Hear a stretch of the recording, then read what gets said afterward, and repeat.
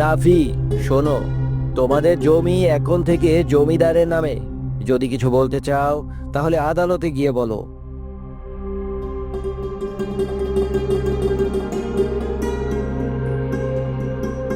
বাবা রাফি, আজ আবার জমিদার সাহেবের লোকজন এসেছিল।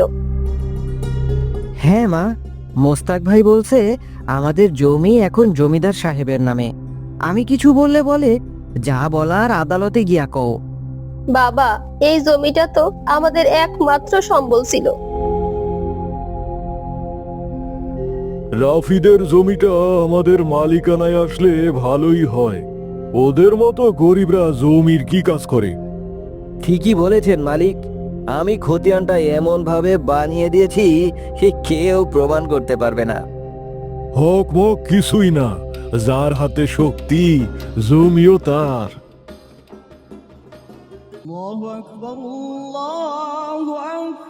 রাসূলুল্লাহ সাল্লাল্লাহু আলাইহি ওয়াসাল্লাম বলেছেন, যে ব্যক্তি অন্যের হক আত্মসাৎ করে সে কিয়ামতের দিন জুলুমকারীর তালিকায় থাকবে।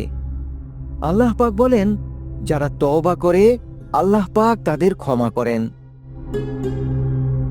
জমিদার সাহেব, এই ছেলেটার পরিবার গত 40 বছর ধরে ওই জমি চাষ করে আসছে। হঠাৎ করে আপনার নামে কিভাবে হয়ে গেল? দলিল তো আমার নামেই আছে, কাগজের কথা বলেন। আপনি আমাদের কাগজ জোর করে নিয়ে নিয়েছেন, আমরা আপনাকে বিশ্বাস করেছিলাম। আমার কাছেও প্রমাণ আছে, জমি আসলেই রাফিদের। জমি যদি অন্যের হয় তা নিয়ে বসবাস করা জুলুম। জমি ফেরত দিন জমিদার সাহেব। আমি আমি একটা ভুল করছি। আজ আমি ঘোষণা করছি, রাফির জমি আমি তাকে ফিরিয়ে দিচ্ছি। আমি আল্লাহর কাছে তওবা করছি। এই ঘটনা আমাদেরকে শিক্ষা দিল, কেউ যদি অন্যের হক মেরে খায় আল্লাহ পাক তা অপছন্দ করেন। কুরআনে আল্লাহ পাক বলেছেন, ওয়ালা তাকুলু আমওয়ালাকুম বাইনাকুম বিল বাতিল। সূরা বাকারা আয়াত 188। বাবারা, হক মেরে খেলে দুনিয়া হয়তো পেয়ে যাবে, কিন্তু পরকাল হারাবে। আল্লাহর আদালতে কোনো কাগজ কাজ করবে না, কাজ করবে ন্যায় আর অন্যায়ের হিসেব। হুজুর, আমি কি কিছু বলতে পারি? আমি শুধু রাফির না, আরো অনেকের হক মাইরা খাইছি। আমি প্রতিজ্ঞা করতাছি আর কারো উপর কোনো জুলুম করুম না। এত বছর ধরে আমি কত জনের হক মাইরা খাইছি, এখন কি আল্লাহ আমারে ক্ষমা করবেন? সূরা আশ-শূরাতে 40 নম্বর আয়াতে আল্লাহ পাক বলেন, জাযাউস সাইয়্যাতি সাইয়্যাতুম মিসলাহ। মন্দ কাজের প্রতিদান মন্দ, কিন্তু যারা তওবা করে আল্লাহ পাক তাদের ক্ষমা করে দেন।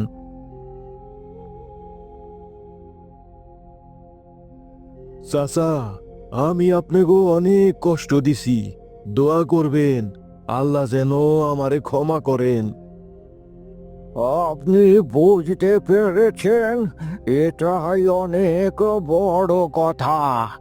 ভাই, আপনি চাইলে ঠিক হইতে পারেন, আপনি সব কিছুর সাক্ষী ছিলেন। ভাই, আমি শুধু আদেশ পালন করতাম, কিন্তু এখন বুঝেছি হক মেরে খাওয়া শুধু টাকা নয়, জবাবদিহির ভয় অনেক বড়। আমার বাবা বদলে গেছে। আপনাদের কারণে আমি বুঝতে পেরেছি ভালোবাসা মানে অন্যের অধিকারকে সম্মান করা। জুলুম থেকে ন্যায় ফিরলে সমাজের মানুষ বদলে যায়।